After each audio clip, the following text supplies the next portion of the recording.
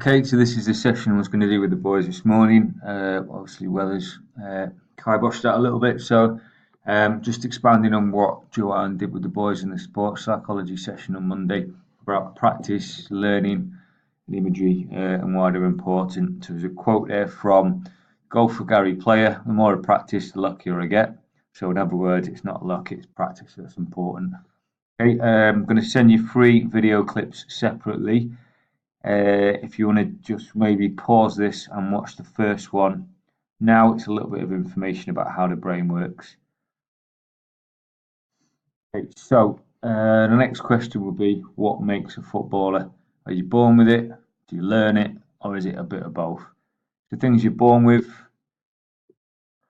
Okay, so there's the physical side, the genetic side you get from your parents, so your muscle types, your body type, height, intelligence, personality, and then the stuff you learn. So the training, coaching, environment, how much you practice, how much effort you put in, and personality could be partly learned as well. Obviously, I think personally it's a bit of both. You need the physical side is the building blocks, the foundations, and then the learn side is what you put on top of it or how you assemble it. Okay. Luck is another factor. I'm not going to go into that now. We're just looking at basically what you can control or influence as a player. So in other words, practice and effort. Okay, so how do you learn a skill? Through practice. You've got about 80 to 90 billion brain cells, or most of us do anyway. So look at a cubic millimeter, which is a tiny amount of space. You'd have about 10,000 brain cells within that space. So when you learn new skills, your brain forms new cells and connections with other cells, like it showed you in that video about creating new pathways and new roads. And the more you travel down that road, the bigger that pathway becomes and the more efficient you are at it. So practice makes perfect. Okay, so it actually changes the way that your brain is structured. Okay, so the more we learn, the more it changes. Okay, so it's like getting an upgrade for your phone. So it's like starting with maybe an old Nokia phone and getting the latest iPhone X or something like that. Okay, so the experts, the best players, the most skilled players have the most up-to-date software. Okay, so they need thousands of hours of practice, obviously not all in one go, but over a period of years, you build up this practice, it builds those neural pathways, those roads, and makes you a better performer. Okay, so practice makes permanent, but obviously it's got to be the right type of practice.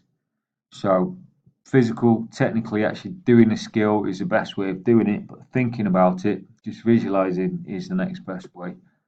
So imagery, so from the session on Monday, imagery or visualization means using all your senses to rehearse your sport in your mind. So you see it, you feel it, you hear it, not so much taste, maybe smell with kind of deep heat, things like that, smell of grass. Like I said, physically practicing a skill is the best way to do it, but imagery is the next best thing. So it gives you a shortcut. So it helps you to make new connections between the brain cells, so widening that pathway. Okay, and it's very close to actual physical practice if you do it correctly and often enough. So what can we use it for? Confidence. So you made a mistake in training or in a match. Visualize maybe what you've done wrong and then how you can put it right. A little bit more of that later. Something you can do pre-match, which we were going to do today, is basically going through your own personal highlight reel in your head. So your best goals, saves, tackles, passes, your best bits. Things that you need to work on. So visualizing your weaknesses that you need to develop, which you can do in the PIP session on a Monday. So for example, your weaker foot or longer passing, short passing, finishing, decision making, anything like that. Concentration, so you can also, before a game, practice your lines, go through the goals that you're going to be completing in the game, so headers, passes, shots on target, that sort of thing, and the things that you've been set to do, again for your pips, and obviously your strengths as well. And also in terms of preparation and information that you've had from training on a Monday or Thursday, you can download into your brain, into your software the night after. Okay, so you're just repeating it in your brain, visualizing it again and again. Okay, so the second video clip I'm going to send you, if you could pause and watch that now. Okay, there's a couple of quotes for you. So again, if you want to pause and just read that.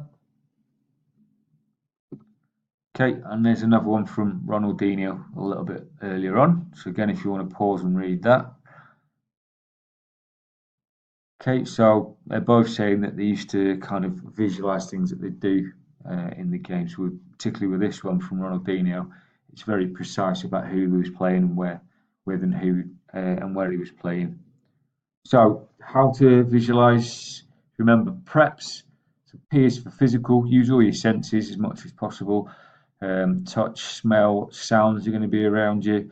Um, you obviously want you to be in the same kit if you can, as much as possible. Shin pads, anything else you wear. So, after training might be a good time.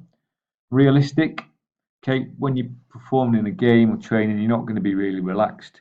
So you don't want to be relaxed when you're visualizing. So you might use music to psych yourself up a little bit. Environment. So where will you be playing? So for today's game, if you're playing at Carrington, you visualize yourself on that pitch. Okay, for last week, it might be visualizing yourself on that horrible pitch at Wigan and how that might affect you in terms of bounce and all the rubber and stuff on the pitch. What areas of the pitch you're going to be covering, depending on your position. What conditions is it going to be? Is it going to be hot, cold, wet, dry? And then the last one, PS, position specific. So what are the four corner demands for your position? So, for example, for a centre back, it might be passing, heading, tackling. Tactically, it might be playing out from the back, playing through midfield, going up for set pieces, defending set pieces. Physically, it'd be things like strength, power, speed, and then psychologically, maybe confidence, concentration, communication. Okay, so preps. Okay, so you can have a go at this now yourself. Find a bit of music that gets you pumped up, gets you ready to play. Just put it on for a few minutes and visualize your best ever moments in football. Training matches, goals, saves, shots, tackles, passes, headers, tricks, and just do that for a duration of that song for maybe 2 or 3 minutes just to get the hang of it. Like I said, that's something we were going to do for today. It's really good use of imagery pre-match, and you can maybe practice other things like staying on side or decision making, anything that you need to work on. Okay, so top athletes will do it about 30 minutes a day where they actually sit down and structure a practice. Obviously, the boys expect them just to do it wherever possible, so you can do it in the bus, in the car, on the way to school when you're struggling to sleep. But it has to be realistic. So use it to improve areas that are identified on your pips and your reports, and obviously also your strengths. So remember, your strengths get you in the team, but don't let your weaknesses get you out of the team. Okay, so finally, 3 Fs, something you can use after mistakes. So the first F is fix it. So we've done something wrong. So you can picture in your head what you've done wrong. So maybe you've gone to make a long pass, you've hit too far to the side of the ball. So next time, change your body position, you run up, use a different part of the ball, different part of your foot, visualize yourself doing it right, practice in your head. Don't forget it, because if you're thinking about mistakes, we're not going to be focusing on what we're doing, and see mistakes as part of learning. And finally, refocus on what you're doing, and then try it again. Okay, finally, then, it's not just learning skills that we need to do, we need to keep practicing it. So, with the PIP sessions on Monday, it's not a question of just doing it twice and thinking, yep, I've nailed it. Keep doing it until you get it as close to perfect as possible. But then you need to maintain it as well, because if you stop doing it, you will start to lose that skill. Okay, so the last little video does demonstrate that. So it's a top level professional practicing and practicing and practicing until they get it absolutely spot on, which they did eventually. Okay, thanks for listening.